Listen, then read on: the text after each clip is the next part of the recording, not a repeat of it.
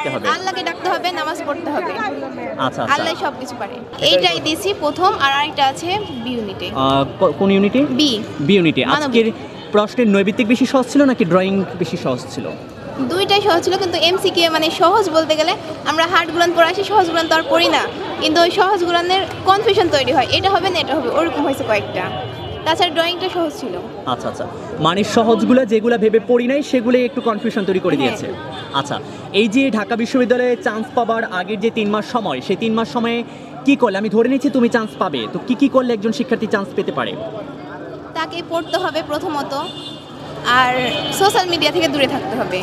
না হলে সে পড়াশোনায় যতই কাম ব্যাক করুক না কেন, ওইটা তাকে দূরে মানে এক ধাপ আগাইবে, 2 ধাপ পিছনে ফেলে দিবে।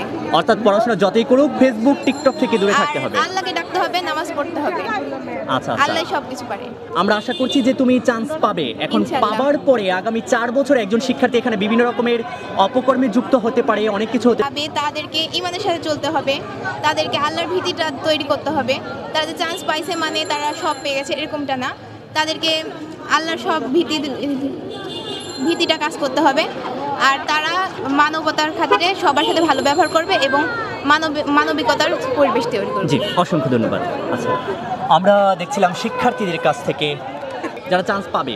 আর্ট রিলেটেড যতগুলো এমসিকিউ হয়, তারপরে সাধারণ জ্ঞানও ইংলিশ থেকেও আসছে, আইসিটি থেকেও আসছে, তো সব বেসিক ধারণা জানলে আমার মনে হয় পারা যাবে। আর্ট রিলেটেড যত মানে কে আর্ট করছে, কোন চিত্রশিল্পীর নামগুলো ভালো করে পড়লে পারা যাবে।